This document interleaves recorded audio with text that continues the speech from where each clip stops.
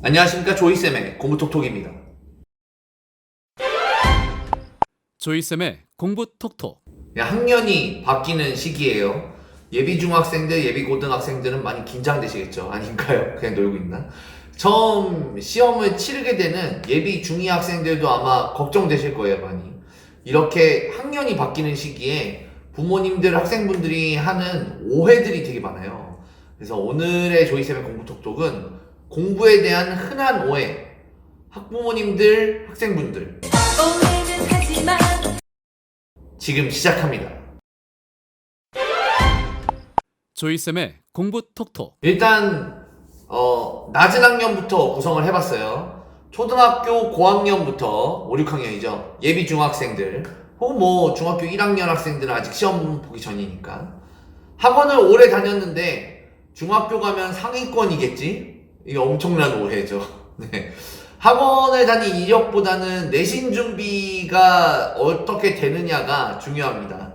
특히 이제 영어 내신 같은 경우는 본문을 다 암기해야 돼요. 웬만치 암기해야 되고 프린트도 학교 선생님들이 주는 프린트도 꼬박꼬박 잘 모아서 암기해야 되는데 또 이제 수학 학원도 마찬가지입니다. 수학도 학원 진도만 쭉 나간 학생들이 학교 선생님의 교과서 변형 문제에 쓰러지는 경우가 많아요. 조이쌤의 공부톡톡. 그래서 학원을 거의 또 안 다녀봤지만 우리 아이는 성실하니까 학교 수업 들으면 괜찮겠지? 이것도 큰 오해입니다. 학원을 전혀 안 다녀봤다면 영어는 문법, 수학은 문제양 이런 거에서 뒤처질 수가 있죠. 절대 고득점 안 나와요, 어머님. 학원 안 다니면 안 나온다고요. 이렇게는 말 못합니다. 다만 학원 오래 다닌 애들에 비해서 조금 더 비효율적으로 시험 준비를 해야 됩니다. 그건 어쩔 수가 없어요. 조이쌤의 공부톡톡. 다음은 중학교 2학년, 3학년, 이제 내신을 본 애들이죠. 중학교 2학년, 3학년 학생들은 이런 오해를 합니다. 일단 중학교 2학년, 3학년 학생들은 둘로 나눌 수가 있어요. 90을 넘어서 A를 받은 학생, 그리고 90이 안 돼서 A를 못 받은 학생. 자, A를 받은 학생들이 하는 오해들은 나 정도면 고등학교 가면 상위권이겠지? 아, 아닙니다. 네. 응, 아니야. 라고 보통 하죠, 이거를. 25% A를 주거든요, 중학교에서는. 1등급은, 고등학교의 1등급은 4%밖에 안 돼요. 2등급은 11%, 3등급은 23%까지예요. 그나마도 지금 학생이 다니는 중학교가 수준이 높고 고등학교에 가서 공부가 힘들지 않을 때의 문제고요. 현재 중학교가 학력이 좀 낮은데 혹은 시험 범위가 작은데 뭐 이러면 고등학교 가서 더 떨어질 수도 있습니다. 그러니까 A를 받았다고 난 이제 상위권이야 라고 안심하시면 안 된다. 조이쌤의 공부톡톡. 두 번째 오해는 A를 못 받은 학생. A를 못 받은 학생들은 나는 언제든 공부하면 A를 받을 수 있어. 거의 상위권이야. 이런 언제든 공부하면 된다는 개념이 굉장히 문제입니다. 이 대부분 공부 못하는 학생들이 이 개념을 갖고 있는데 일단 한 과목, 두 과목 A 받고 나서 이야기해 봅시다. 근데 한두 과목 받고 나면 세네 과목 받고 나서 이야기해 봅시다. 전체 A를 받는 게 쉬운 일이 아니에요. 언제든 공부하면 A 받을 수 있어는 한두 과목 얘기잖아요. 그거 말고 전체를 A를 다 깔아놓는 거는 굉장히 많은 과정들이 필요해요. 언제든 공부해서 받는 것이 아니라 평소부터 열심히 하기 때문에 올 A가 나오는 거거든요. 조이쌤의 공부톡톡. 다음은 고등학교 1, 2학년입니다. 고등학교 1, 2학년 학생들이 어떤 학생들이냐? 상대평가로 내신을 한번 평가를 받아본 학생들이죠.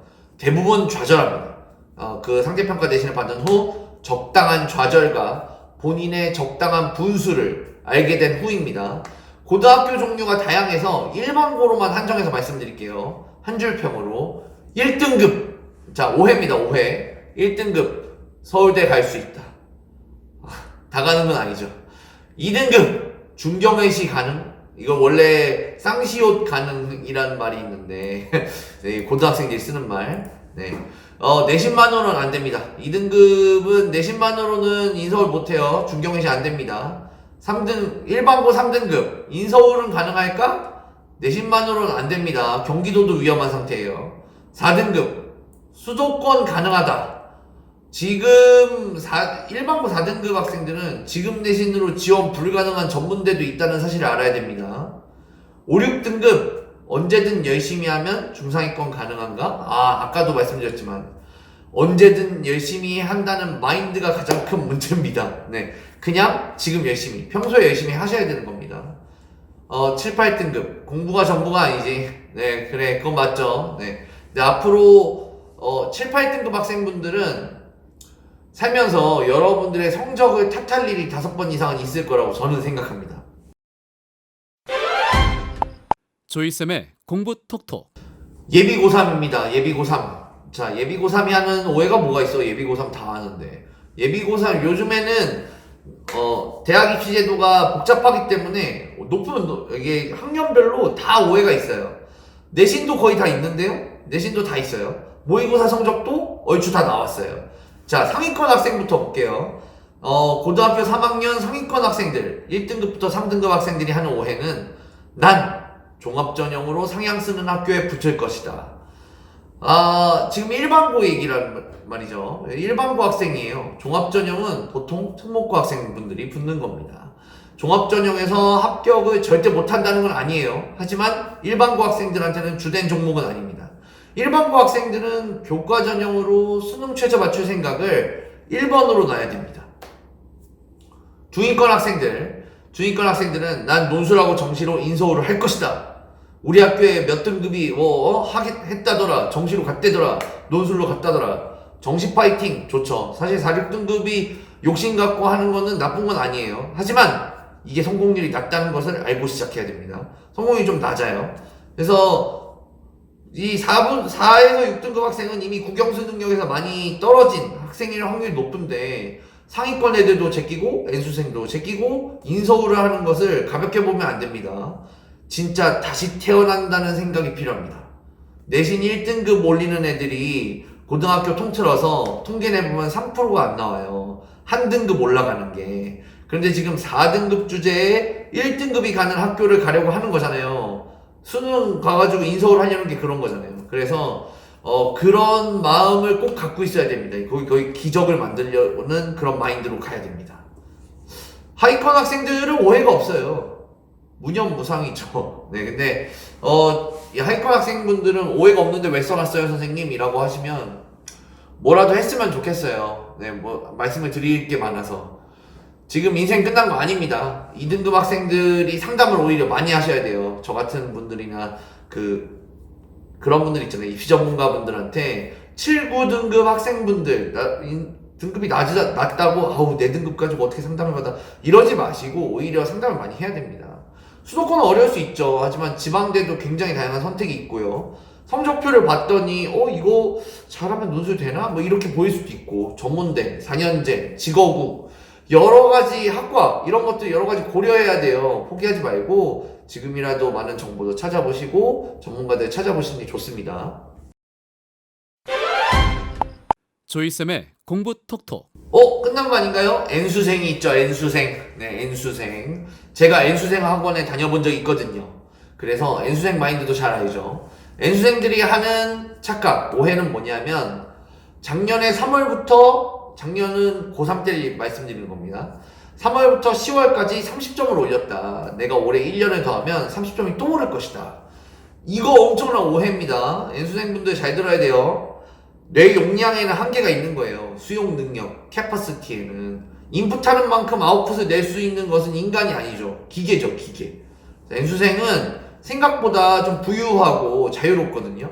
공부를 방해하는 것도 많아요. 그러니까 작년처럼 그렇게 쭉 정비 그래프로 올라가지 않을 겁니다. 네, 그러니까 그거를 꼭 생각하시고 3월 모의고사 꼭 보시고 너무 좌절하지 마시고 그때부터라도 열심히 마음 잡고 공부하셔야 됩니다. 조이쌤의 공부 톡톡. 이런 오해도 많이 하세요. 야, 이런 선생님들을 이제 만나다니. 난 100% 올해 성적이 엄청 오를 거야. 왜냐하면 아무래도 학교에서 배웠던 그 선생님들보다는 입시 전문가들이 있는 재수전문학원의 선생님들이 잘 가르칠 수밖에 없죠. 왜냐하면 재수전문학원 선생님들은 그냥 가르치는 것만 하시거든요. 교재 연구 그런 것만 하시기 때문에, 수업 연구만 하시기 때문에 훨씬 더 낫죠. 근데 이거 조심해야 돼요. N수를 할 때는 선생님이 똑똑한 것과 내가 똑똑한 거를 잘 구분해야 됩니다. 그래서 자습 시간을 많이 만들어서 선생님이 수업 잘하는 거 보는 건 너무 좋죠. 너무 재밌고. 근데 그거를 잘 흡수할 수 있도록 자습 시간을 잘 확보해서 강의를 잘 흡수해야 됩니다. 또 수학 같은 경우도 그렇지만 문제 푸는 거 연습 시간을 얼마나 확보해서 강의에 대한 내용을 써먹을 수 있는가 이런 것들 되게 중요해요. 그래서 저는 자습 시간과 연습 시간 이 두 가지를 잘 확보하시는 게 되게 중요하고 제일 중요한 거는 이거가 제일 큰 함정이 이거예요. 선생님들이 똑똑하다고 해서 내가 똑똑해지는 게 아니다. 조이쌤의 공부 톡톡. 사실 이 주제가 뭐뭐 하지 마 이건 오해야 라는 주제가 불편한 사람들 많이 있을 수 있다고 생각합니다. 제가 이런 걸 보고 악담을 퍼붓는다 저주한다 라고 댓글 다시는 분들도 있던데 저주하고 막 열심히 하는 사람 기죽이고 막 이러려고 하시는 게 아니고 여러분들의 현재 상태를 냉정하게 잘 알고 공부하는 것이 공부의 첫걸음이라고 제가 생각하기 때문에 이런 영상을 만들었습니다. 여러분들이 현재 나이와 상태에 맞는 전략으로 공부하시길 바랍니다. 지금까지 조이쌤의 공부톡톡이었습니다. 좋아요와 구독. 땡큐 땡큐.